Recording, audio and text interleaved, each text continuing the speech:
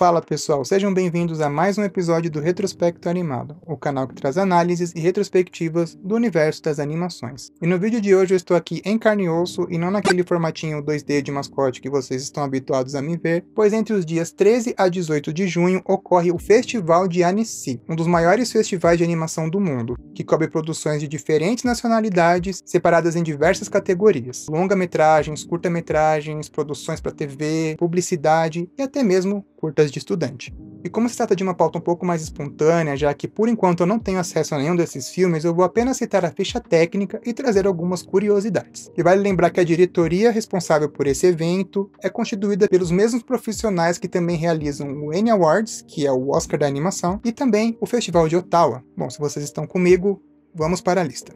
O primeiro filme comentado aqui é o longa-metragem chamado Charlotte, que teve presença no Festival de Toronto ano passado e que é uma coprodução entre a Bélgica, a França e o Canadá.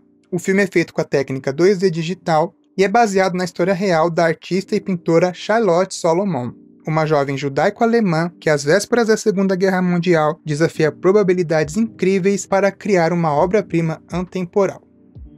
Essa obra trata-se do romance Vida ou Teatro, um drama musical, que foi publicado em vida quando ela ainda era bem jovem, antes de morrer. Inclusive, a história dela deve ter muitos paralelos com a história da Anne Frank, que também era uma jovem judia, que escreveu um diário quando criança, que posteriormente veio a ser publicado. Pelo trailer, eu gostei bastante da identidade visual desse filme. É aquele tipo de filme que eu considero como cria do Persepolis, que são esses dramas biográficos de guerra, geralmente protagonizados por uma mulher, como o próprio Persepolis, Os Olhos de Cabul, The Breadwinner e também Funan. Entre os produtores nós temos o diretor Xavier Dolan e a atriz Marion Cotillard, que também empresta a voz para o personagem na versão original em francês. E um dos diretores é o mesmo que fez o filme A Bailarina de 2016. Uma produção em CGI bastante charmosa, que eu não tinha dado muita bola na época, mas que vale muito o seu tempo. Inclusive, eu acho que isso até vale uma pauta. Filmes que a gente não dá muita bola quando eles saem porque são feitos por estúdios B desconhecidos, mas que quando a gente assiste a gente é bem surpreendido.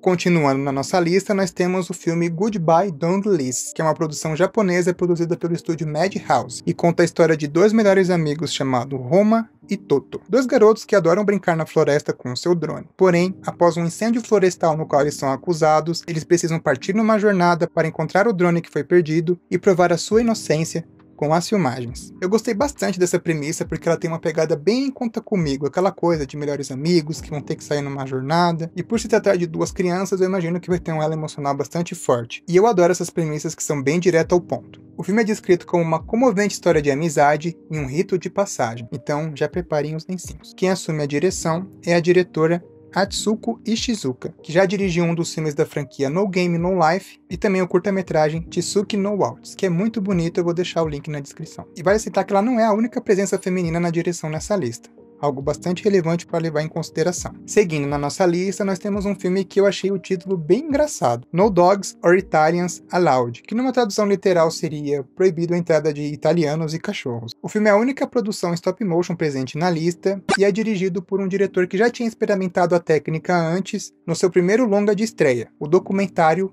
Jasmine, que tinha um tom biográfico onde ele tratava da relação com a sua namorada durante a Revolução Iraniana nos anos 70. E dessa vez ele se baseia na história dos seus avós, que partiram do norte da Itália, passando pelos Alpes para tentar emigrar na França, e as dificuldades que eles vão ter que passar durante esse processo. Eu gostei bastante do estilo de animação, porque os personagens têm umas expressões bem engraçadas, eles têm uns olhinhos assim de curiosidade que são muito fofos, e eu imagino que o filme não vai ter tantas linhas de diálogos falados, eu acho que muito vai se resolver no humor físico e nessas próprias expressões dos personagens, né? Eu acho que por isso que o olhinho é um elemento que chama bastante atenção. Seguindo na nossa lista, nós temos o filme O Pequeno Nicolau, que é um filme que, além da seleção de Annecy, também estava presente na seleção de Cannes, sendo a única animação que estava na seleção desse ano, o que me deixou bem desapontado, já que no ano passado eles tinham 3 filmes muito bons que não estavam em competição, mas que pelo menos tiveram sua premiere lá. Eu devo confessar que eu nunca assisti nenhuma das adaptações de Pequeno Nicolau. É daquelas franquias que eu acho que são muito mais famosas no país de origem e que acabam não fazendo muito sucesso no exterior. E quando eu digo franquia, é franquia mesmo, porque além dos livros no qual o filme se baseia, ele também tem uma série animada e vários filmes em live action. Mas o que me chamou a atenção nesse filme é que ele parece ter uma proposta um pouco diferenciada. Ao invés de só readaptar a história, ele vai servir como uma história de bastidores dos criadores do personagem, e brincar com aquela metalinguagem de criador e criatura. Pelo trailer, o estilo de animação tá lindíssimo, lembrando até mesmo os cenários aquarelados de Ernest Celestine, com aquela pegada meio inacabada. E uma coisa que me deixa bastante hypeado para assistir esse filme é que um dos roteiristas trabalhou como montador em filmes como I Lost My Body, Viagem ao Topo da Terra, Pachamama, Calamity, A Raposa Má e Longo Caminho Rumo ao Norte, ou seja, respect. Continuando a nossa lista, nós temos o filme Misaki no Mayoga, mais uma animação japonesa presente. A obra faz parte de uma grande iniciativa que relembra os 10 anos do terremoto e tsunami de Tohoku, um dos mais potentes já registrados na história do Japão. E vai contar a história de duas meninas que têm relações um pouco complicadas com seus entes familiares e que após o ocorrido vão passar por um processo de transformação. Pelo trailer e pelas imagens, o filme não parece focar muito no desastre em si, mas sim no pós-desastre, ou seja, como vai ser a vida dessas pessoas tentando se readaptar e criando novos vínculos familiares, que não são necessariamente o de sangue, mas sim aqueles que criamos no decorrer da vida. O estúdio responsável é o mesmo que fez JoJo Bizarre Adventure, Fire Force e o remake de Urusei Yatsura que foi anunciado recentemente.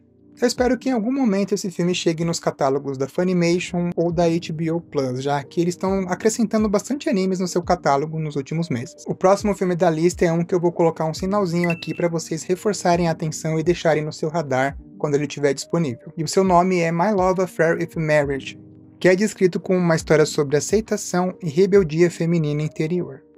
E um dos motivos pelo qual eu reforço a recomendação do filme é porque a diretora tem um outro projeto de 2014 que chama Rocks in My Pockets, um filme bem ambicioso que trata de um dos maiores maus do século, a depressão.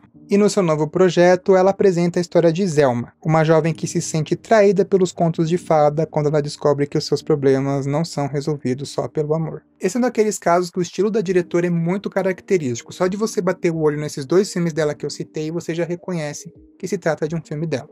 E como ela vai para um lado bem psicológico, você tem ali a representação de alguns monstros que atormentam essa figura, e ele tem muito aquela pegada de animação independente e raiz. Inclusive já tem um tempão que esse filme está em produção e ele foi realizado por financiamento coletivo. Seguindo na nossa lista, nós temos a produção portuguesa chamada Naiola, do diretor Miguel Ribeiro. E o filme vai contar a história de 3 gerações de mulheres atormentadas pela guerra civil, o paralelo do passado com o presente, como esses traumas refletem na personalidade de uma das personagens, que é a Neta. Será que estaríamos diante de mais um filme sobre conflitos geracionais? Vamos esperar para ver.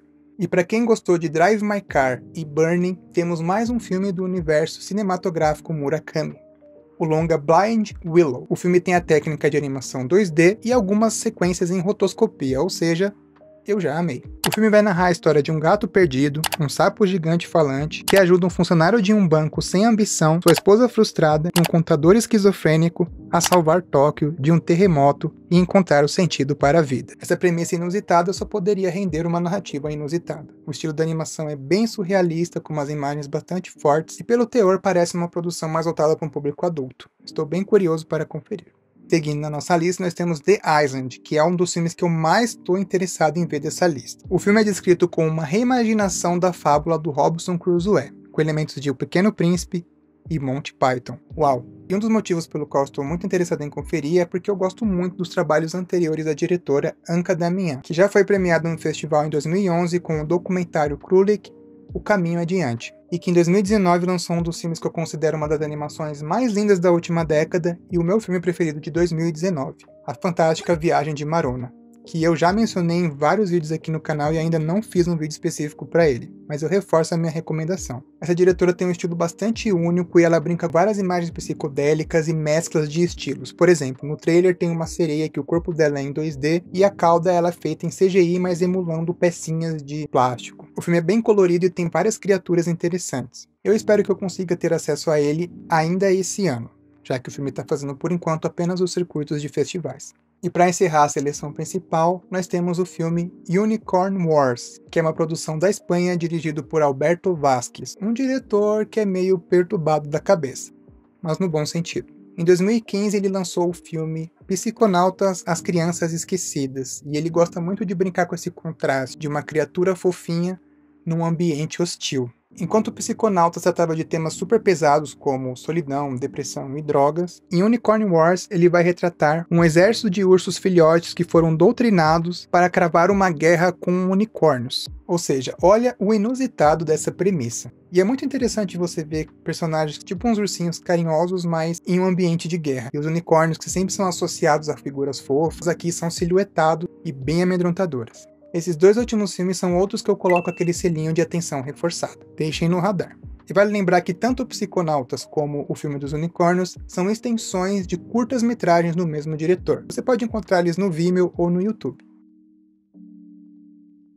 Agora vamos para uma rápida menção honrosa a projetos que não constituem a seleção principal, mas que vão ter premieres ou divulgação de novos materiais no evento. O primeiro é o filme Inu-Yo do diretor Masaaki Yuasa, produzido pelo estúdio Science Saru. Eu amo os filmes desse diretor, e esse projeto trata-se de um musical num Japão medieval. Como de costume, o design dos personagens são bem excêntricos, embora o Yuasa tenha adotado um tom um pouco mais formalista nos seus últimos trabalhos, mas ainda assim é um diretor que tem uma obra admirável. E o outro filme que me surpreendeu a ausência, mas que está presente também como uma premiere, é o Perlimps, que é o longa nacional que marca presença no festival, dirigido pelo Ale Abreu, que é o mesmo diretor do Menino e o Mundo. É uma pena que o filme não esteja em competição, mas eu espero que ele tenha uma repercussão mundial tão abrangente quanto foi a do Menino e o Mundo. E por ser uma produção nacional, eu acho que logo ele aparece ou na Mostra Internacional de Cinema, ou com um lançamento comercial. E um anúncio que me deixou extremamente feliz foi da sequência de Ernest e Celestine. Quem acompanha aqui o projeto sabe que eu adoro esse filme, não à toa ele tá no meu vídeo piloto de top 10 animações da década. Bom, então é isso. Está feito o vídeo guia das animações que estão na seleção de Annecy. Foi a primeira vez gravando nesse formato diferente, então eu tô bastante nervoso, é bem capaz que eu tenha que disfarçar muita coisa na edição. Esse foi mais um episódio do Retrospecto Animado,